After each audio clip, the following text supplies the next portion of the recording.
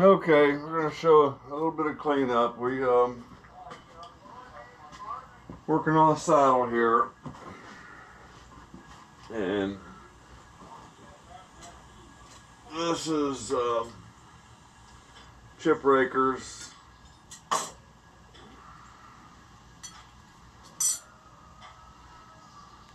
And those are, I got all new cap head screws for that. Those are 10/32, I believe. Looks like I might be wrong.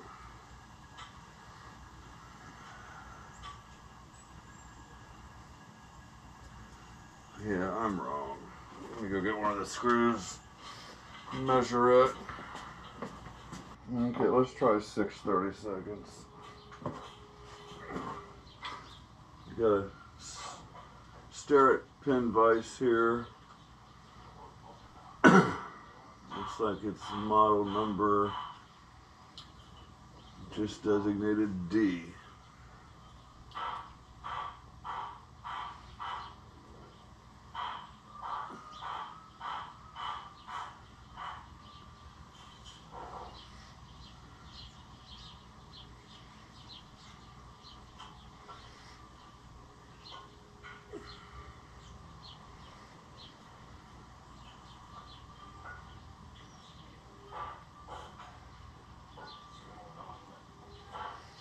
Tell you what, I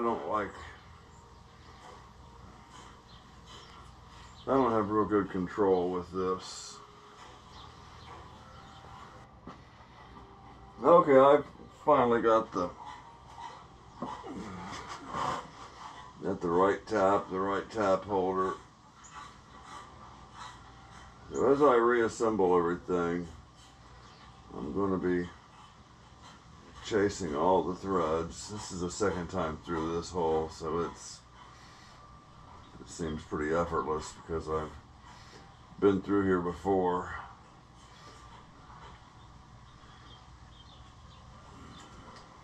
Okay. Well, that's letting loose also.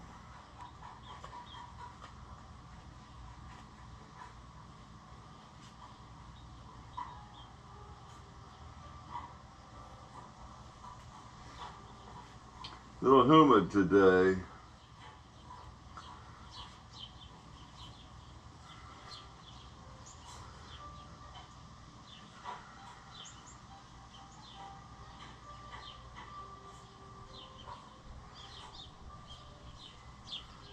So the small Zerk fittings,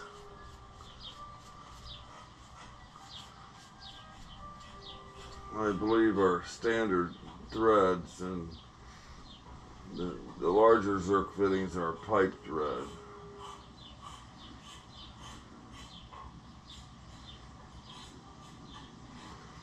I think these are 6/32.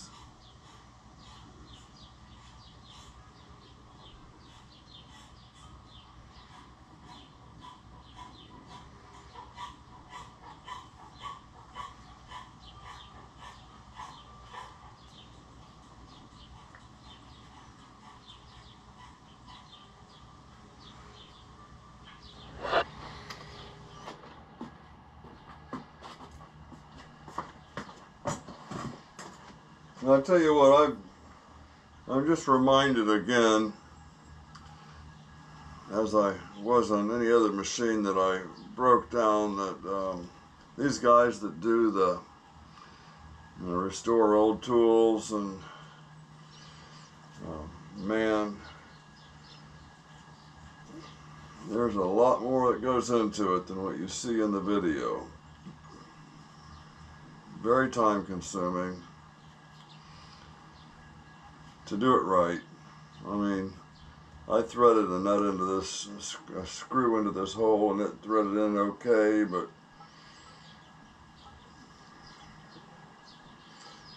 I still have to chase the threads to get rid of any gunk that might be in there. And all that takes a lot of time.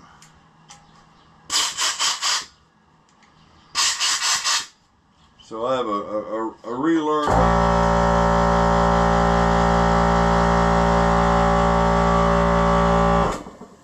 relearned respect for all those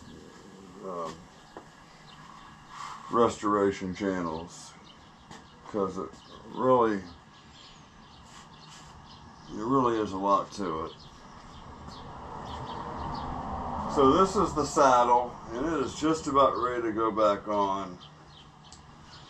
Now, one thing I was considering when I took this off was how to get the nut reattached. There seems to be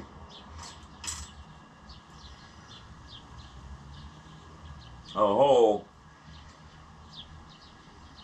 that I can pull this up on, piece of wire, and hold it in place while I set this on the machine, because you can't slide it on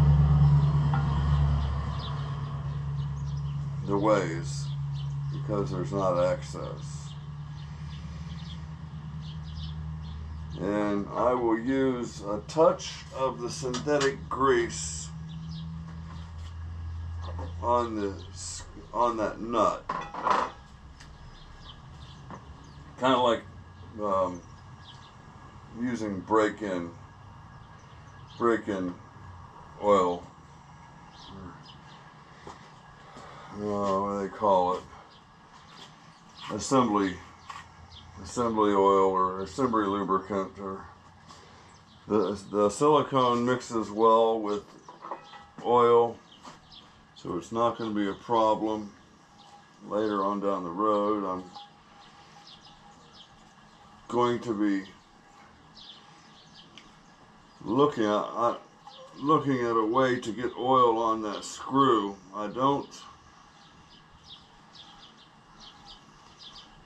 Right off the top of my head, I don't really see a way to get oil on that screw. There's gotta be, but no, maybe not, since they use grease on everything. But this machine will have an oil cap or an oil button for the X travel screw. X is in and out, is that right? I'll get it right here pretty soon. I think X is left and right, Y is in and out. Yeah. The Y screw. Okay, I'll bring you back. Now, hold on now. Originally, this face here was painted green. And I'm not sure if I want to continue that theme or not.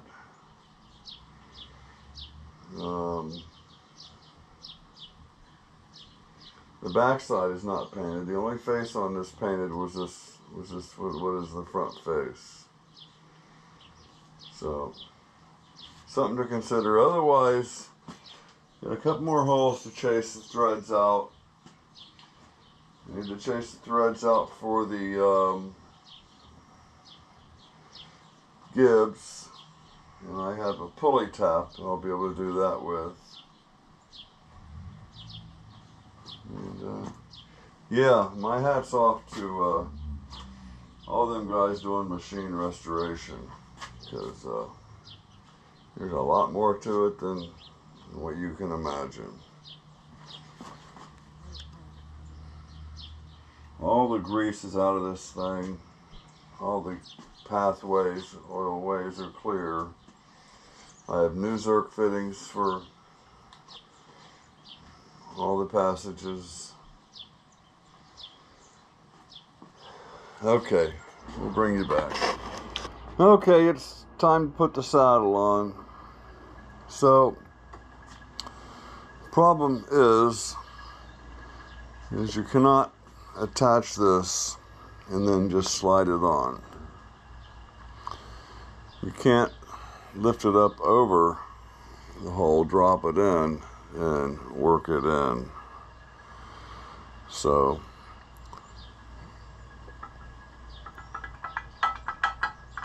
I got screws in there.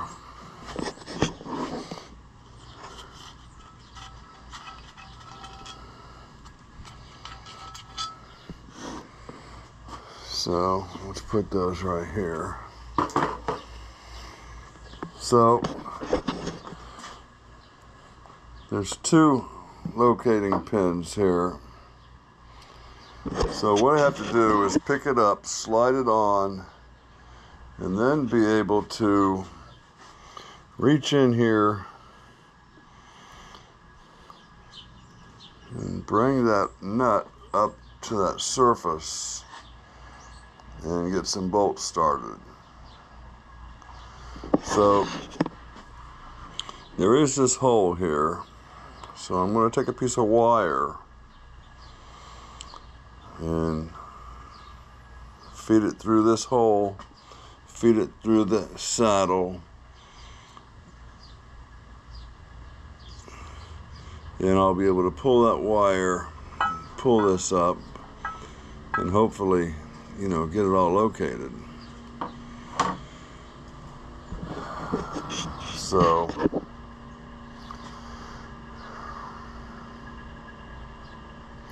I'm just not sure how much room I'm going to have to get my hands in there to manipulate to at least get the wire fed up through the saddle.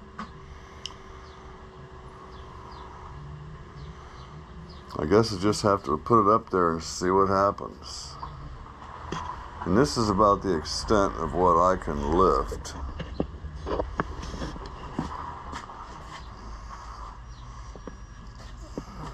So let me fire up the screen here.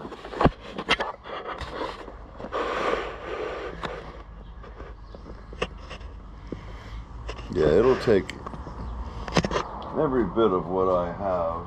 You know what? Maybe I can lay this down, crank the bed down,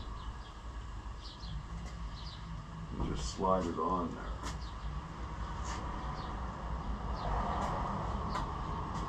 So let's bring this down.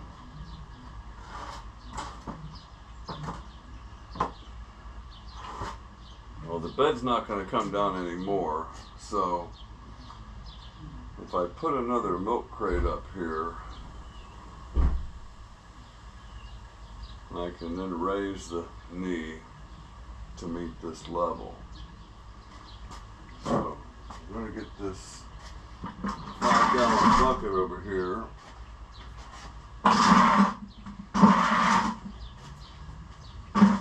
Lift this down to the bucket.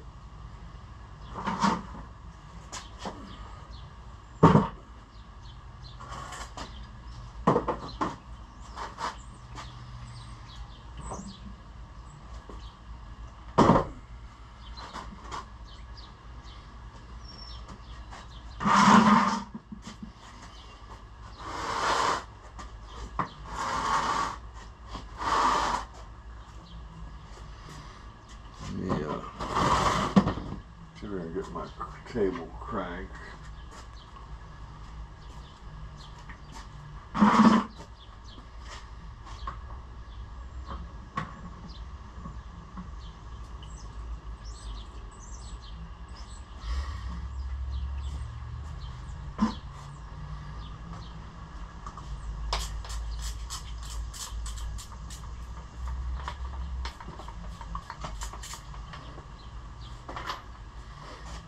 Okay, I want to get some pigment down on that brand new paint.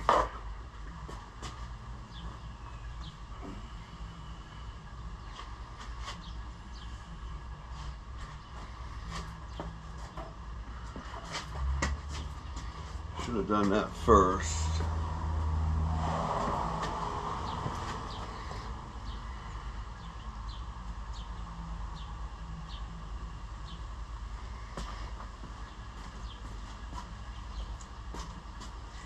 Okay, let me show you what I did down there.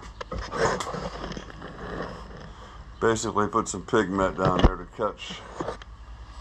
That paint isn't really hard enough to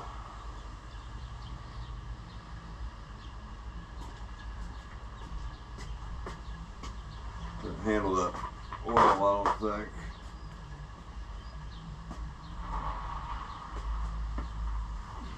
a couple layers on there.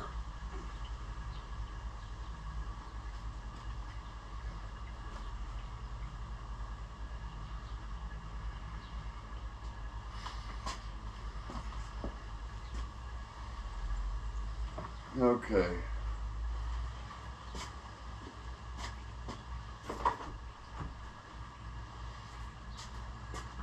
I have to take a short pause here. Okay, I forgot to turn the camera on. I cranked the bed up a bit.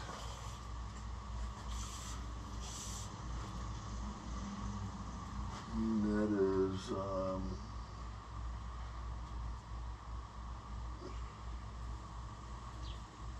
roughly 32. Need to go up to about 34.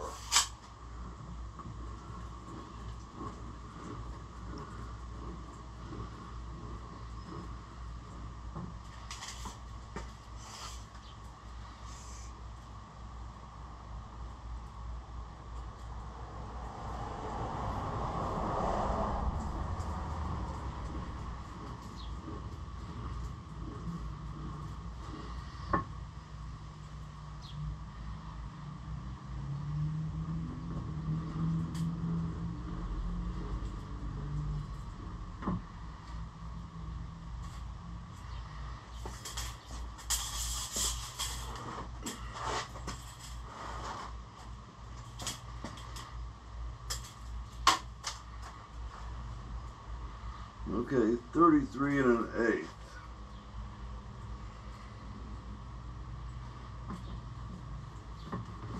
Ow, motherfuck! There's blood.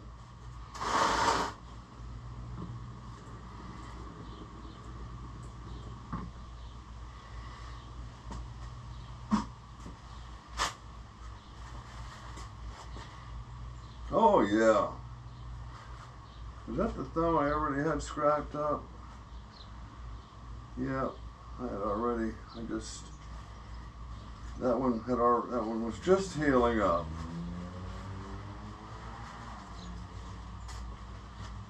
Okay, we got some tape here somewhere. There it is.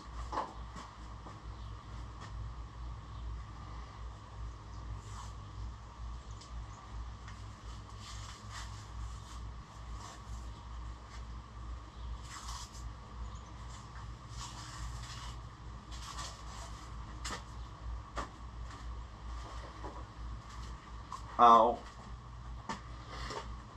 Okay. Yeah, when I moved this over, I changed my clearance and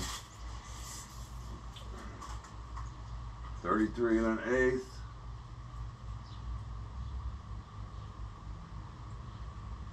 Still need to go down.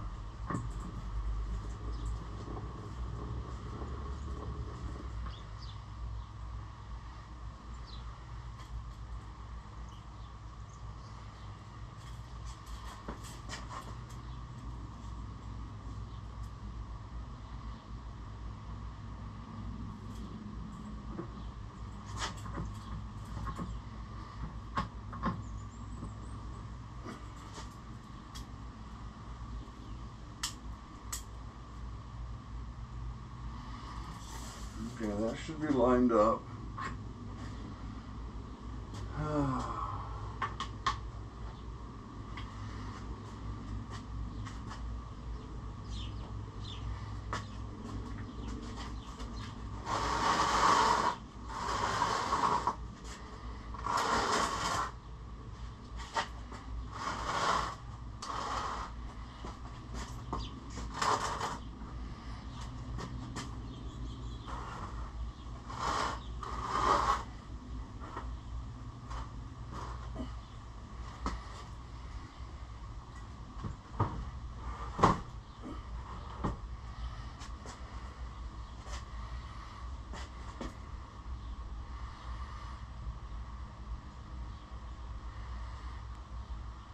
Why is this thing so off?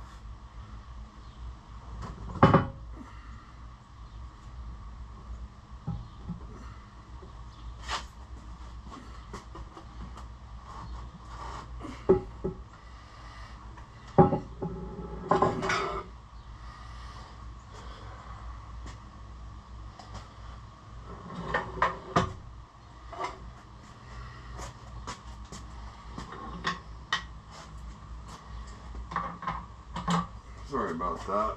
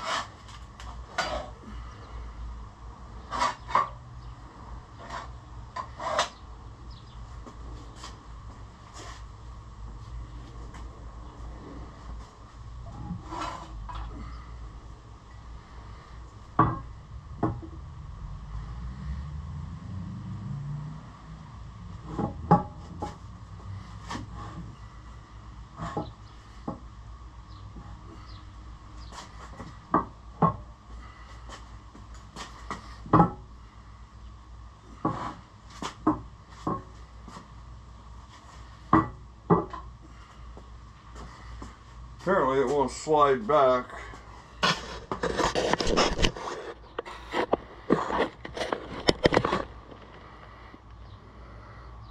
With those plates, those covers.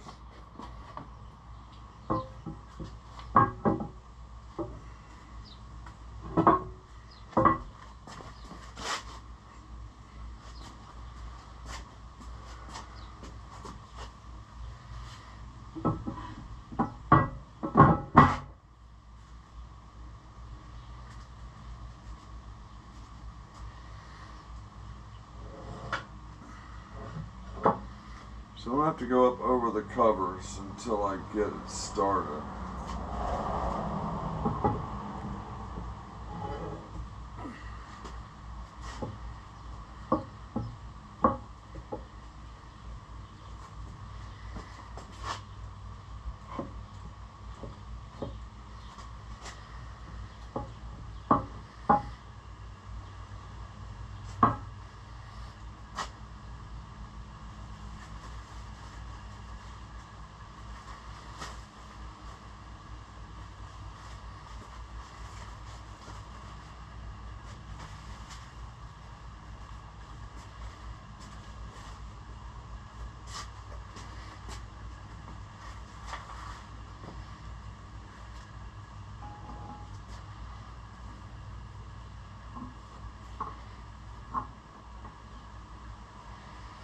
Well, I might be able to just hover over that and pick up on those. You may not need any wire at all. Let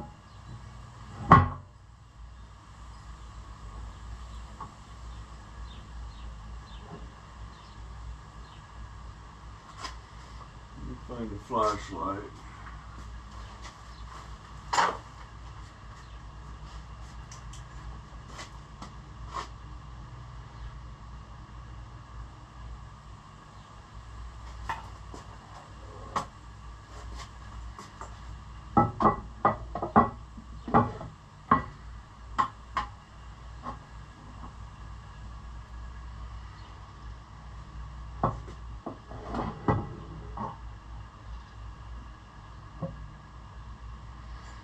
Ah, that's how they do that.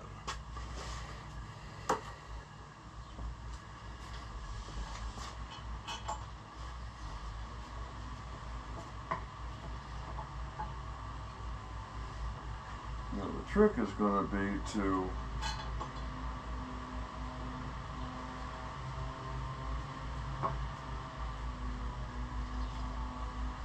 get that index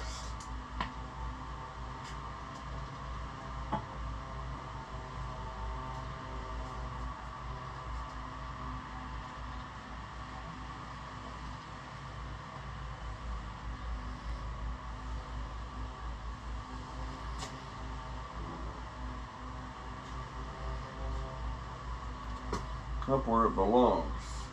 So, need some power tools set up here, and I'll be right back. Okay, with any luck, I should be able to bring that up to where it belongs.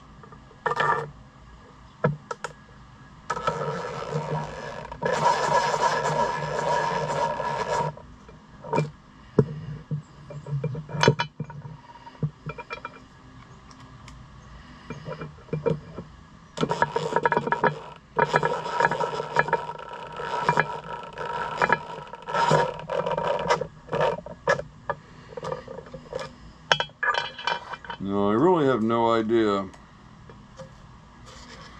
if I have that indexed in there. Although the hole in the nut, I can see down here the hole in the nut, and it lines up with this. So let me get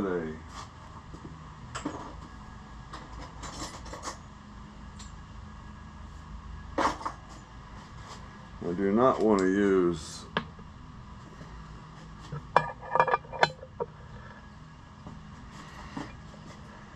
an impact wrench. So I should be able to look down the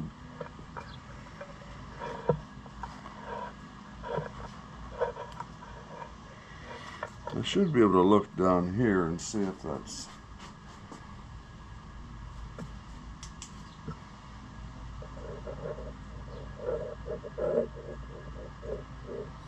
okay. I can see the nut making contact in there. Let's see if you can.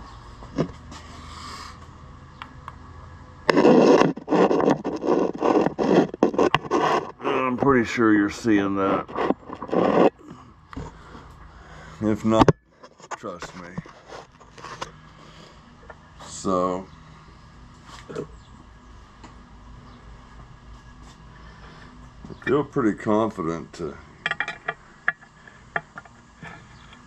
use the impact driver now.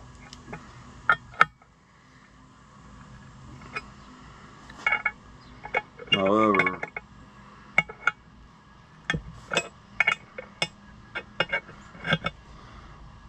I don't think that's a good idea.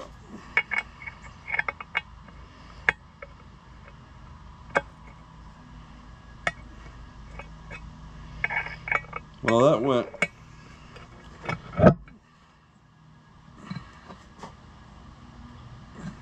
a lot better than I imagined. So let me get this back over here.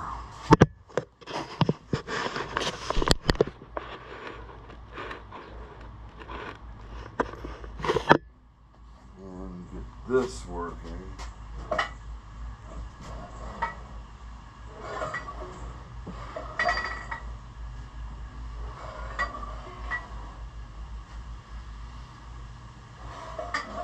So I guess that's how that's supposed to work. I don't know.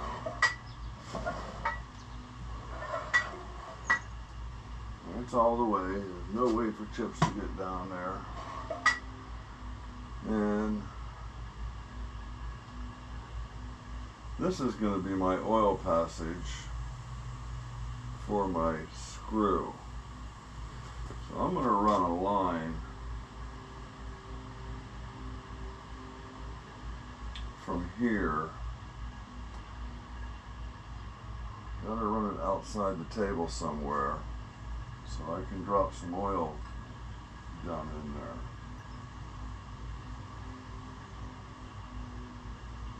Because once the table's on, I'm not going to be able to reach that.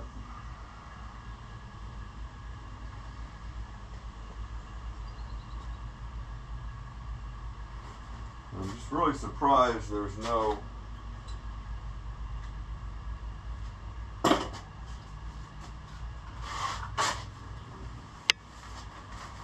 way to get oil on that screw.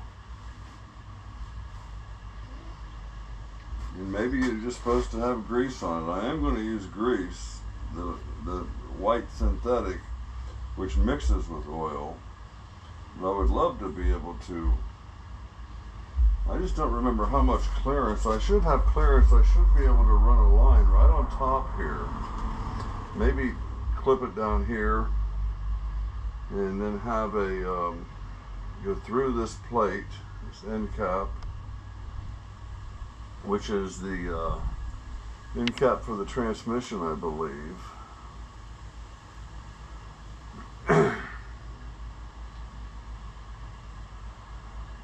Is that right?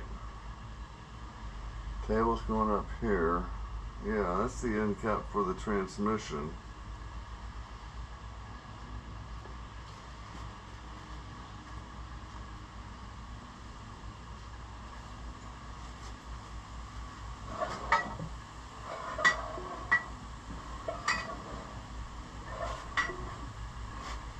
So I guess I'm not going to paint that surface.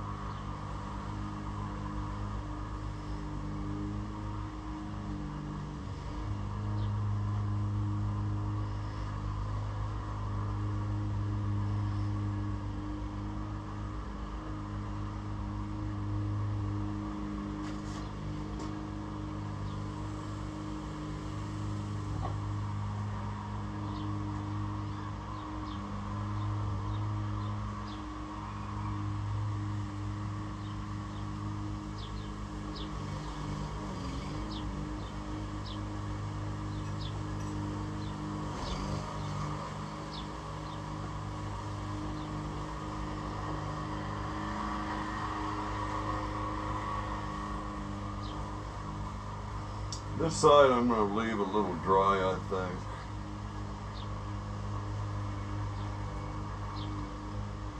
This oil is, grease is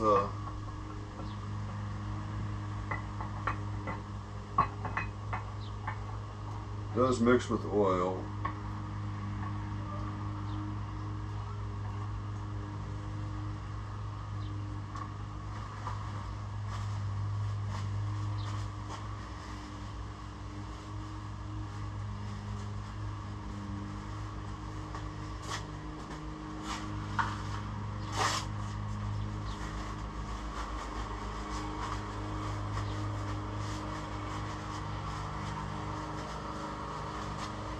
If you remember, this took a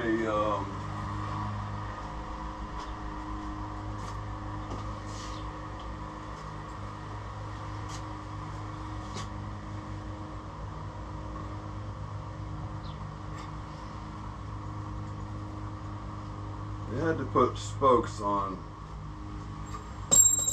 that wheel to turn this.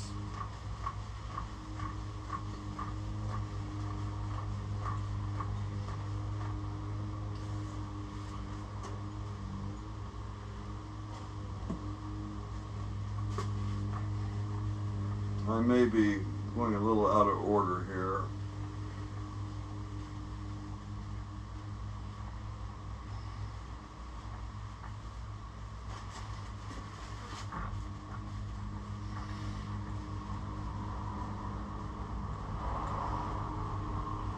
Because what's next on here is the bearing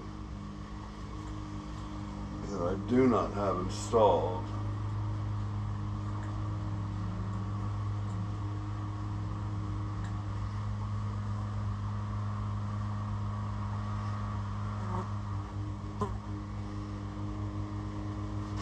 I'm pretty sure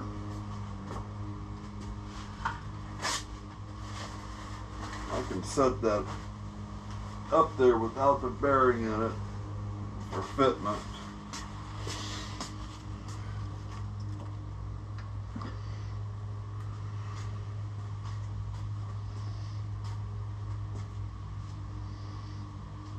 Go like that.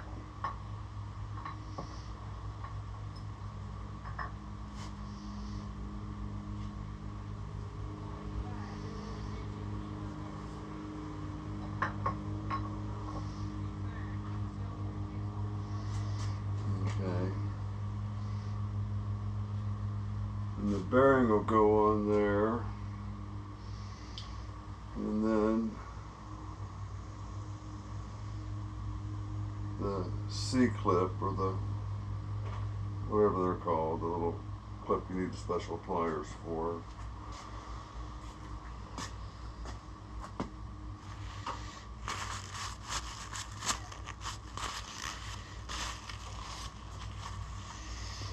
I'm going to go look at my drawing and see if there's something that I'm getting ready to miss.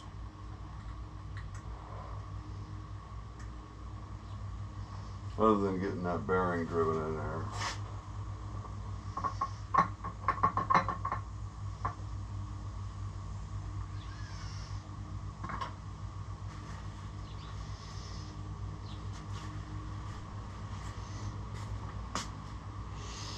We're going to do the bearing with the shield on the outside.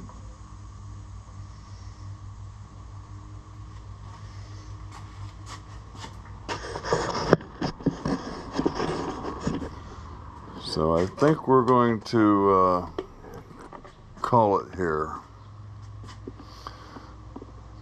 I may do the bearing on another video.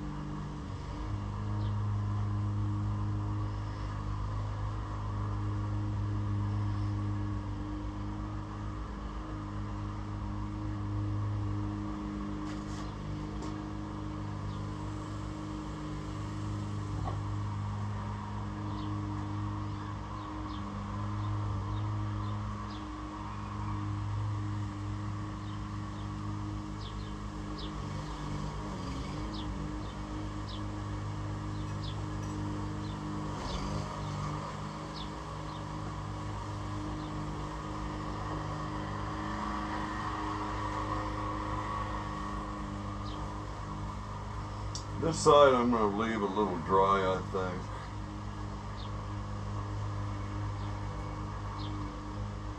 This oil is, grease is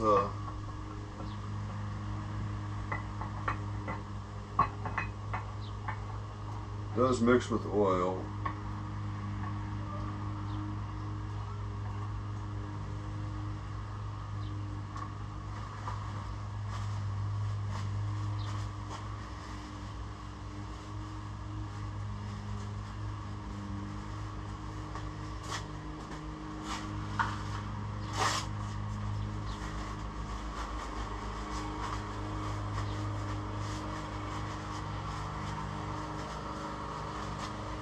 If you remember, this took a you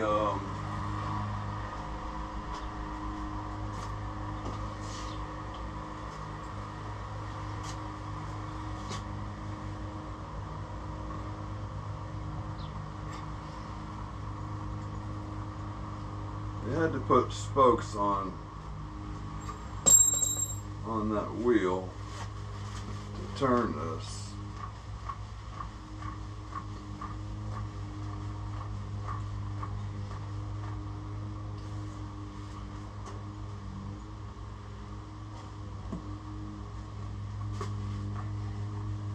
I may be going a little out of order here.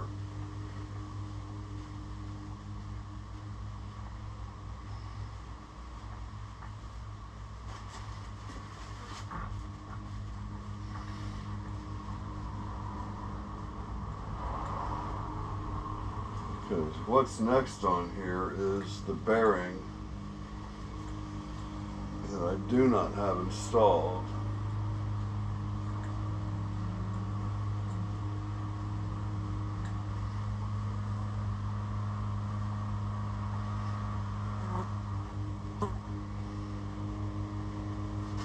I'm pretty sure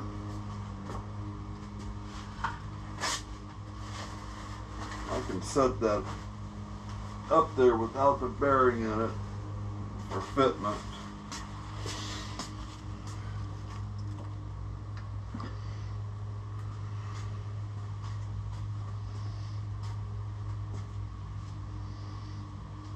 Go like that.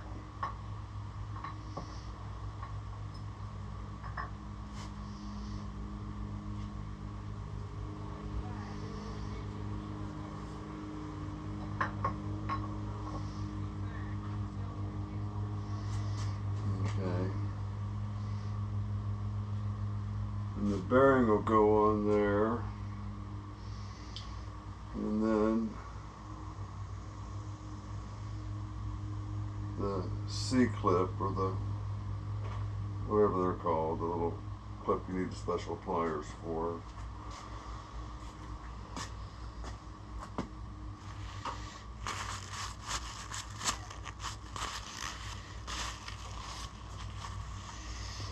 I'm going to go look at my drawing and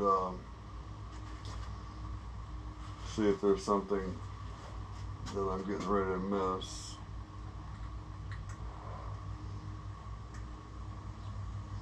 Other than getting that bearing driven in there.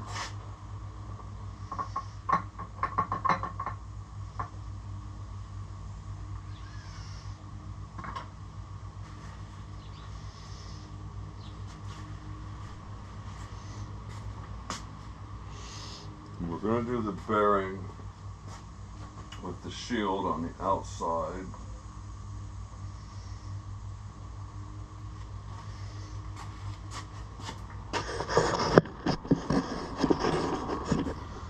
So I think we're going to call it here. I may do the bearing on another video. Okay guys, not without my battle wounds. I got the thumb and I got the fingertip. I'm gonna have a nice flap on this fingertip, and the thumb is right over top of a previous scrape. I got the housing for the bearing in the oven at 200 degrees. I have the bearing in the freezer in a Ziploc baggie. It's already been greased, loaded up with grease.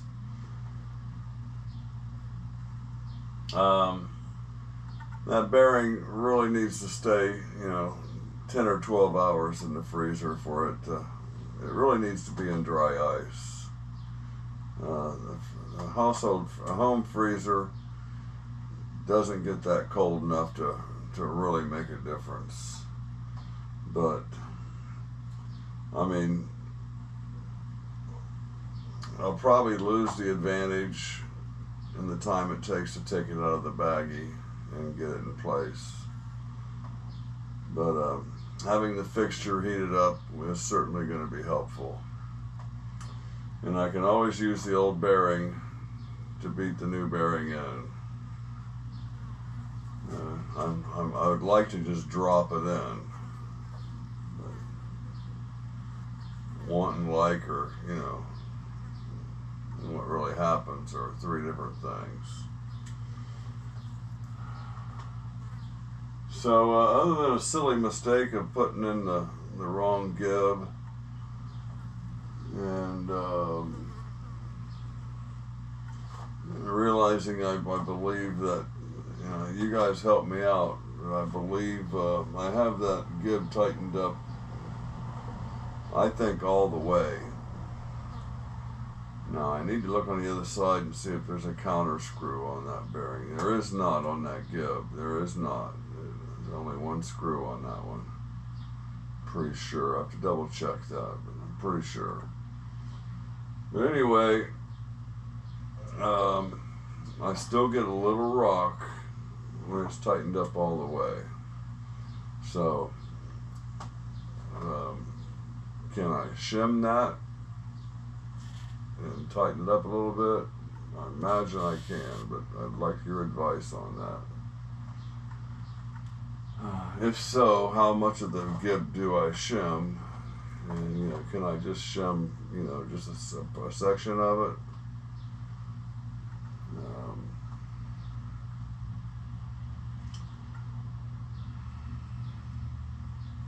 I guess that's all I got. I'm pretty sure this video is going to stand as it is, and I'll drop the bearing in another video, but and assemble the rest of it. But then again, I may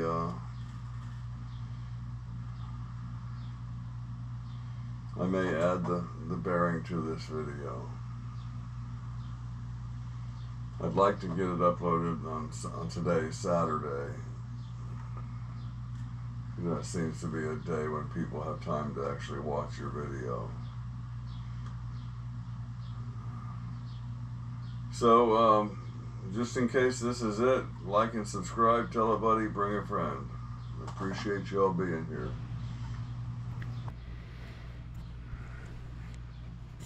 Ah. Okay.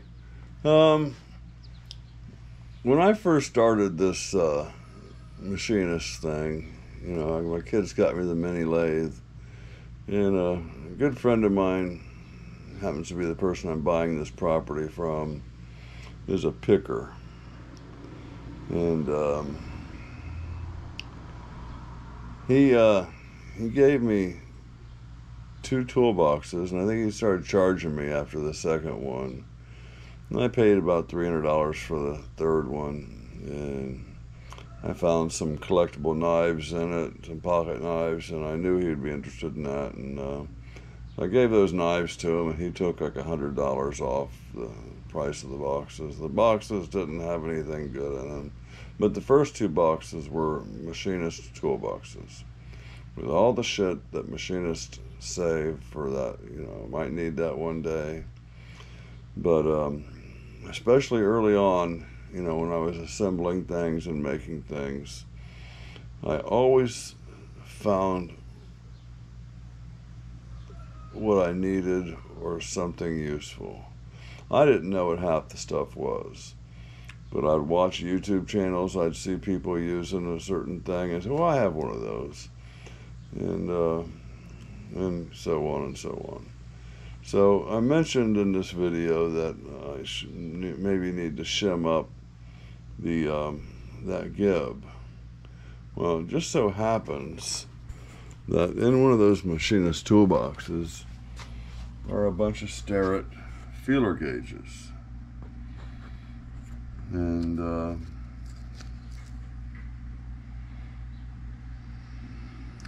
I've lost the picture.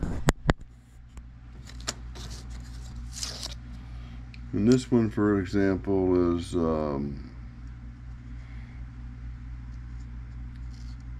8/1000ths, and I have 9, 15, 15, 10, 25, and this one here is another brand, and it is 2/1000ths. Now, these 2 up here are kind of rusty. This one was also, I Scotch-Brighted it and got it back in shape. But if shimming is what I need to do, this may be what I have to work with to get that done. So, if I found one of these that was appropriate, say, made everything feel nice with about, you know, half of the screw engagement, I'm wondering, you know, do I epoxy this to the gib? So, just your opinion, is this stuff going to be helpful for that issue? Okay, this is definitely an addendum to the video. So, that's that. Okay, guys, hope you enjoyed the video as it sits, and come around and see you in the next one. appreciate you being there. I appreciate the comments and all the likes and all that good stuff. It all makes a difference when you're under 1,000 subs. Okay, guys. And you know what? I know guys who have, like, you know, hundreds of thousands of subscribers and even tens and 20,000 subscribers. It's not possible for you to subscribe to everybody that subscribes to you.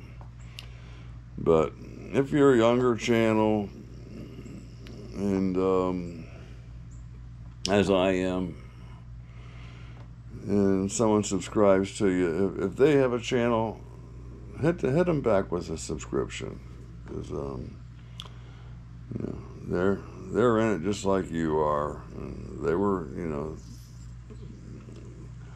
thoughtful enough to give your channel a chance, and you know, at least you can do is check them out. Okay, guys, that's all I got. Have a great day.